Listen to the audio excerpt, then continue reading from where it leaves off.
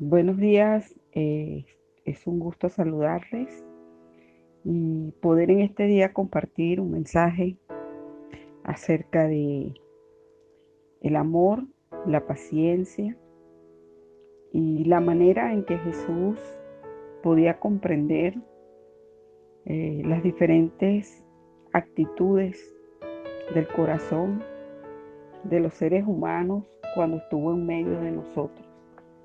Hoy estaré hablando de Mateo capítulo 20 y esta porción de la escritura tiene como título la petición de Santiago y de Juan.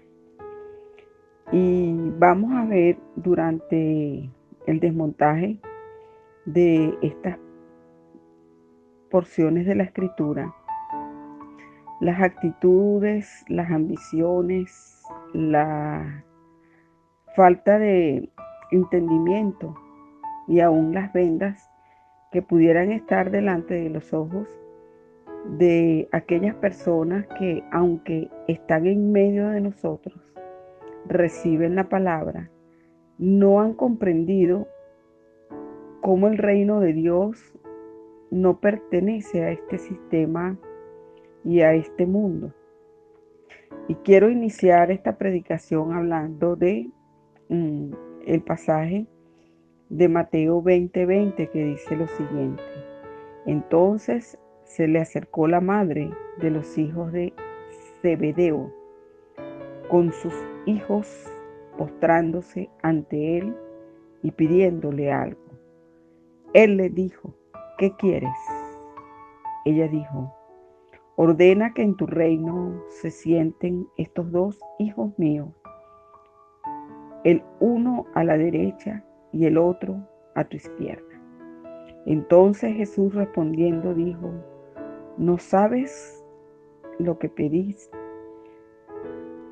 ¿Pueden beber del vaso que yo he de beber y ser bautizados con el bautismo que yo soy bautizado?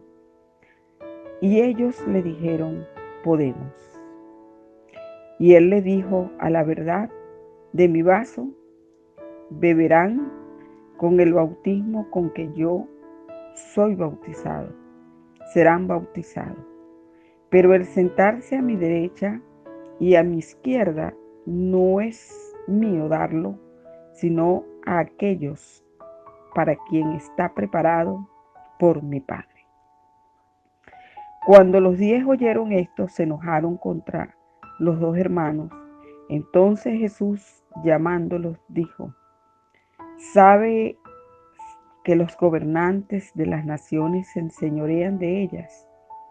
Y ellos son grandes, ejercen sobre ellos potestad. Mas entre nosotros no será así, sino que el que quiere hacerse grande entre nosotros será nuestro siervo. Y el que quiere ser el primero entre nosotros será nuestro siervo. Mas el Hijo del Hombre no vino para ser servido, sino para servir y para dar su vida en rescate por muchos.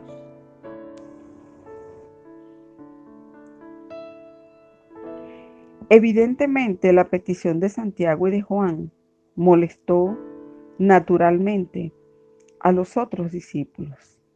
No comprendían por qué los dos hermanos habían de sacarles ventaja, aunque fueran primos de Jesús.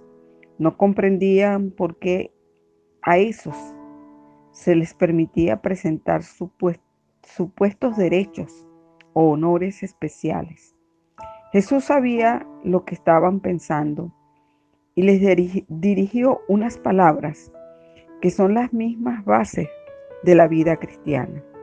En el mundo, dijo Jesús, es totalmente cierto que los grandes hombres están en control de los demás. Son hombres a cuya voz de mando los otros tienen que obedecer. Hombres que con un mero gesto hacen que se les cumpla la más insignificante necesidad. En el mundo había un gobernador romano con su corte y un potentado oriental con sus esclavos. El mundo los consideraba grandes, pero entre mis seguidores el servicio es el único emblema de grandeza.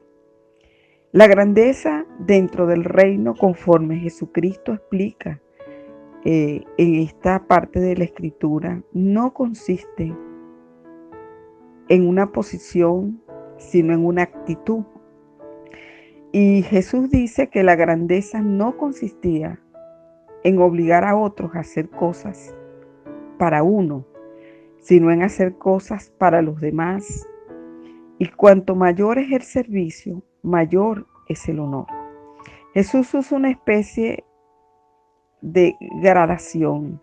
Si quieres ser grande, dijo, sé un siervo. Si quieres ser el primero de todos, sé un esclavo.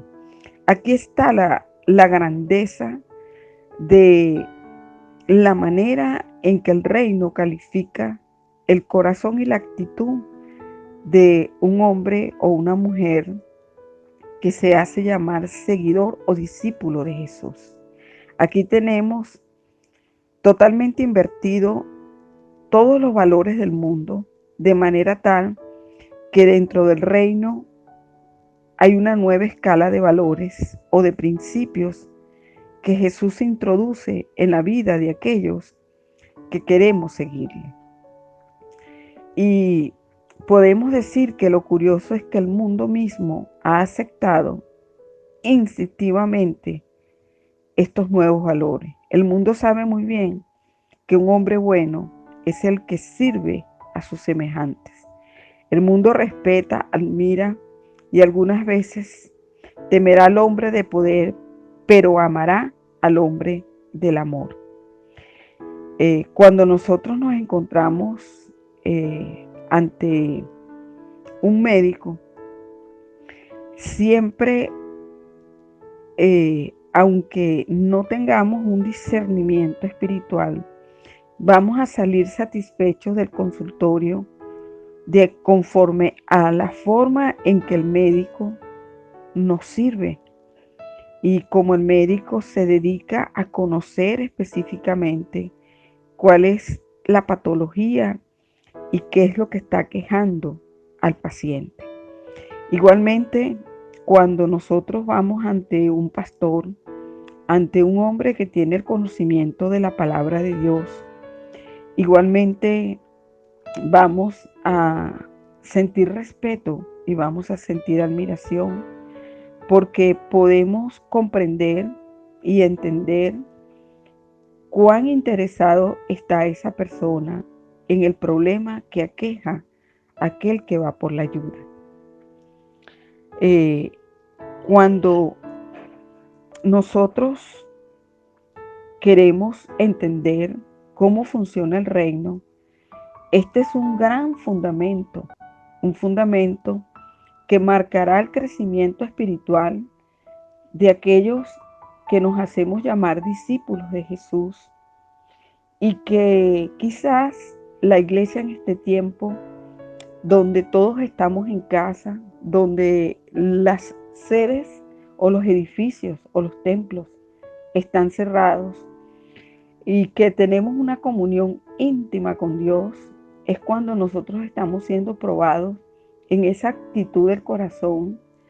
Y recordemos que la palabra dice que nuestra primera ayuda, nuestro primer servicio es para nuestros hermanos. Entonces, muchas personas están afuera con necesidad, pero ¿cómo convenzo yo a esos que están afuera de que mi amor es genuino si yo no tengo amor para dar a los que yo hago y llamo mis hermanos?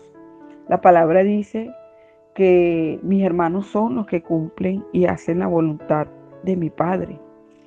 Y podemos contemplar que nosotros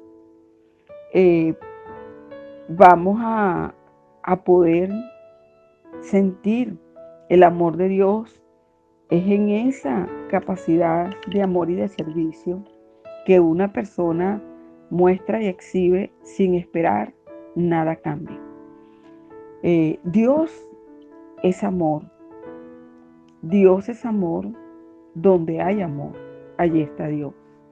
Muchas veces Jesús estaba entre las multitudes y Jesús decía que sentía compasión de ellos, porque Jesús, cuando se presenta esta situación, nosotros podemos ver que Él pudo discernir eh, lo que se le estaba solicitando, mas sin embargo, sería equivocado pensar que para el cristiano la copa siempre quiere decir la lucha breve, aguda, amarga, agonizante, el martirio. La copa puede ser muy bien una larga rutina de vida cristiana donde vamos a pasar por diferentes circunstancias que nos pueden desilusionar y sacar lágrimas.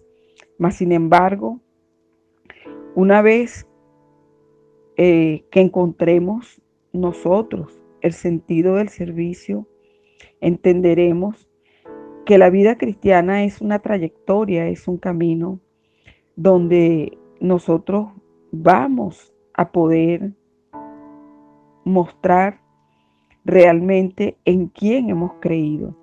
Nosotros vemos que en este pasaje Jesús no se indignó, Jesús no dijo estos reverdes, estos ambiciosos, estos avaros, sino que de manera serena, reposada y profunda explicó de qué se trataba realmente el reino del cual Él había venido a establecer los fundamentos en medio de nosotros. Hoy este tema es muy propicio para comprender que Jesús entiende nuestras debilidades e incluso discierne las intenciones del corazón, mas sin embargo, de manera serena y prudente, habló a aquella mujer que en nombre de sus hijos había pedido posiciones. Quizás se especula que ella estaba pensando en un reino terrenal y que sus hijos fueran los ministros de alguna área del gobierno terrenal que Jesús iba a ejercer. Mas, sin embargo, Jesús desmonta esto y les dice, en el reino de mi Padre no es así. En el reino el esclavo, el servidor, ese será grande.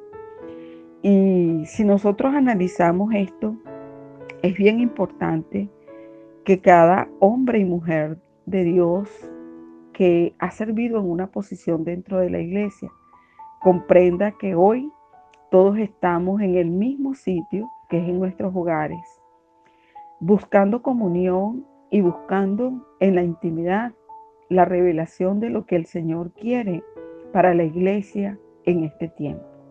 Y es importante comprender que nuestros valores no están fundamentados en una estructura de crecimiento y de posiciones como el mundo lo establece, sino que el reino invierte la pirámide y pone en primera posición al esclavo, al servidor, al que siempre está dispuesto a hacer y cumplir lo que el Señor pone en su corazón. Entonces, la regla o realmente el cambio que introdujo Jesús en la manera de pensar de aquellos que conocemos la palabra es entender que la humildad, el servicio y el amor son el fundamento para que cualquiera de nosotros corra de manera legítima la carrera y también para que nosotros podamos llevar a aquellos que nos escuchan en este día, en este momento, y que no conocen a Jesús, que jamás han leído la Escritura y que pueden ver el Evangelio es a través de nuestras actitudes, a través de lo que la iglesia hace, a través de lo que los hombres y mujeres que tenemos el privilegio de poder servir a cualquiera que sea nuestro prójimo o a cualquiera que sea nuestro hermano, lo hagamos de manera tan sencilla como Jesús lo explica aquí de una forma muy clara. En el reino no es así. Y quiero orar por los que tienen necesidad de ayuda. Quiero orar por los que pueden ayudar y deberían hacerlo. También quiero orar por los que tienen grandes posiciones dentro del mundo del Evangelio, dentro de la vida de la iglesia y dentro de las posibilidades de servir a otros. Y revelar que el amor puro, sin mácula, es justamente el servicio que se hace sin esperar nada a cambio, sino el agradar a nuestro Señor y el poder glorificar y dar honra a esa gracia que nos fue regalada por medio de la revelación de Jesucristo. Quizás cuando avanzamos en la lectura de la Escritura podemos ver que Santiago fue el primer mártir que murió posterior a Jesús y que Juan llegó hasta el final. Juan estuvo en Patmos y de muy avanzada edad murió de una muerte natural, lo que significa que para cada uno de nosotros la carrera se correrá de manera diferente.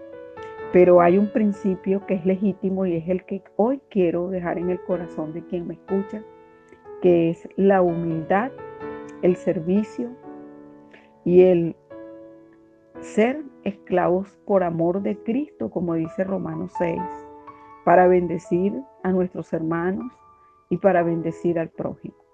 Padre, te damos gloria y te damos honra, porque estos principios nos han sido revelados por medio de tu Hijo.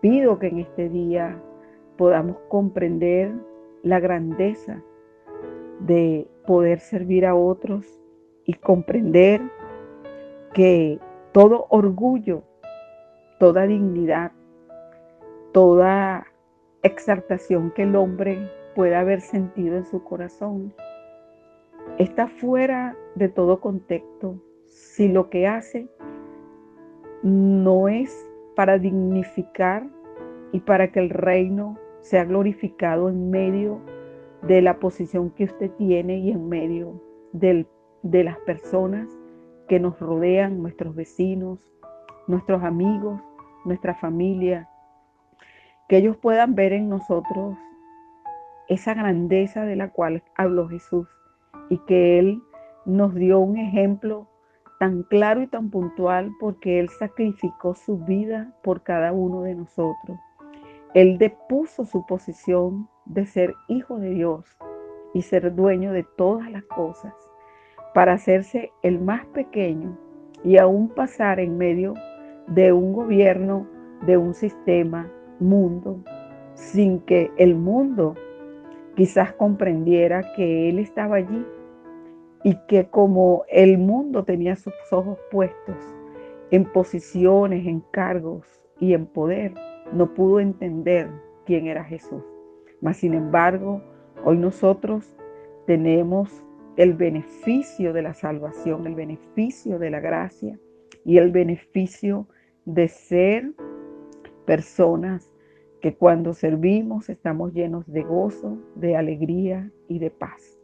Bendigo a toda familia que en este día me escucha y que le pido al Señor que los hijos honren a sus padres y que el corazón de los padres se incline hacia los hijos en este amor y que la familia sea un equipo funcionando dentro del hogar para glorificar la grandeza del servir unos a otros.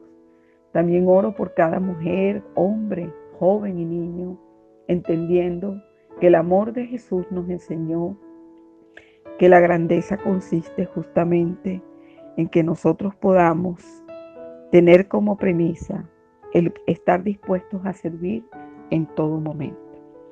Bueno, me despido de ustedes hasta el próximo mensaje, esperando que esta palabra caiga en corazones que sean tierra fértil y que Dios pueda penetrar y revelar estos principios del reino que son contrarios a los principios que el mundo practica.